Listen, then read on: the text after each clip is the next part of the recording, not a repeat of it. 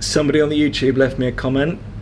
I believe it's a she, wanted a video on self-righteousness, and so we'll do it, because why not?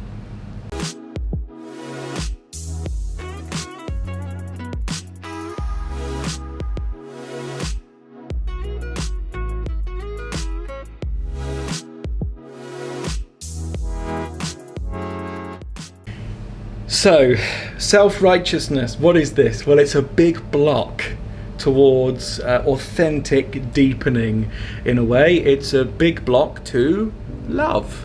And so we're going to talk about that. Before we do, down below, please bring your attention to any of the free offerings here that you can use to start some sort of awakening journey or freedom path that you want to go on. There's a free breathing practice down below. There's an introduction that's free to Hatha Yoga down below. There's a free community for awakening souls if you want a community, and that's brilliant. It's online, it's on Facebook or Discord. And then there is a paid option, and we're calling it the Freedom Blueprint, because that's what it is. It does exactly what it says on the tin, and thank God to my teacher Steve Harrison, who passed down all of the teachings to me so that I can pass it on to you.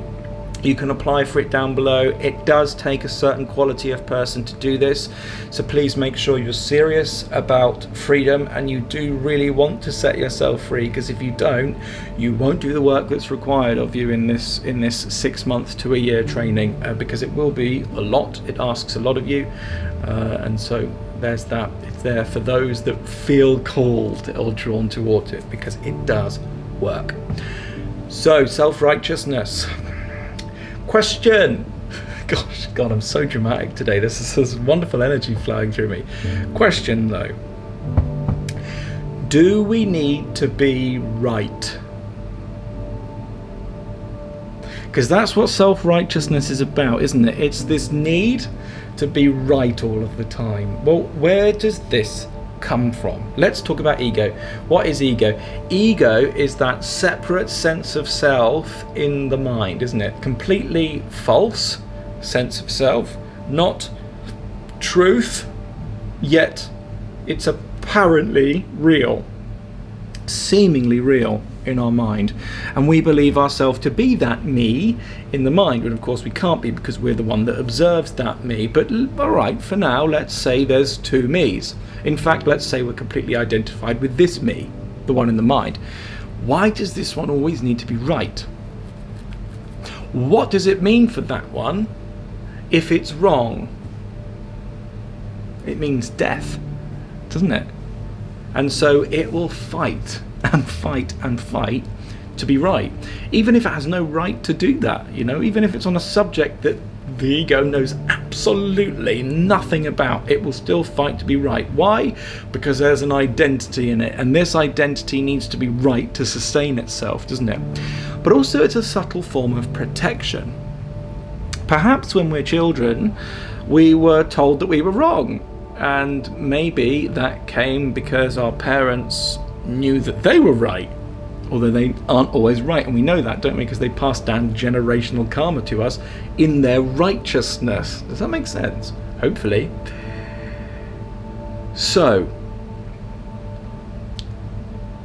in this way, when we're a child, if we're told that we're wrong, that can create a subtle form of wound inside of ourselves. And because we're children, we don't have the spiritual perspective or perhaps the maturity to be able to deal with that, and so we take it on as an identity. And because it caused pain for us to be wrong, we kind of create a little pact inside of ourselves, and we say, I'm going to do everything that I can to never be wrong again.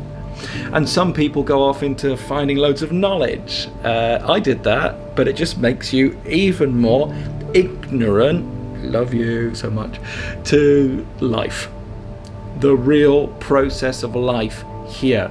Because what does it do? Well, what does it breed? It breeds more intellect.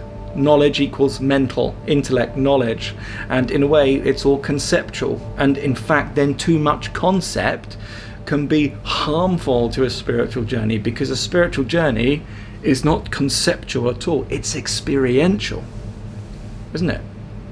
It must be experienced, and then nobody can argue with you. Can you ever argue with somebody else's experience? You can argue with facts, because they're not always facts. Somebody might say to me an opinion which they think is a fact, but it isn't a fact, is it? There's no basis or ground in experience. There's a basis and ground in a concept that might have been learned from a book.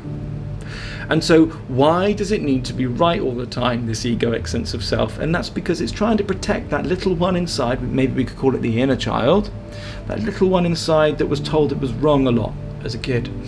And so it's there to protect. It's a wall, it's a defense mechanism that we can hide behind. My righteousness, isn't it? But in fact, what does it do? Well, it separates me from you.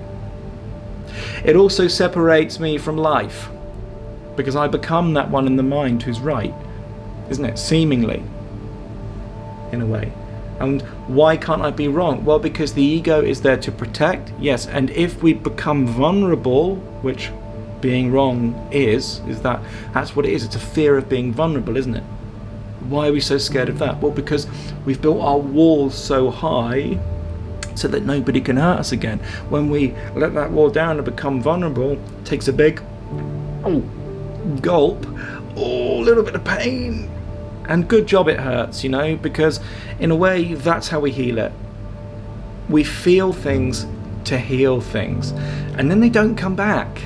Like, they actually don't come back, in a way. Sometimes other things in other areas of our life might come back, but once we've really done with something, we've really done with it, and then we don't have to fear being vulnerable, because vulnerability is a power. I wouldn't be here without vulnerability. None of us would have understood anything spiritual without somebody else being vulnerable first, isn't it?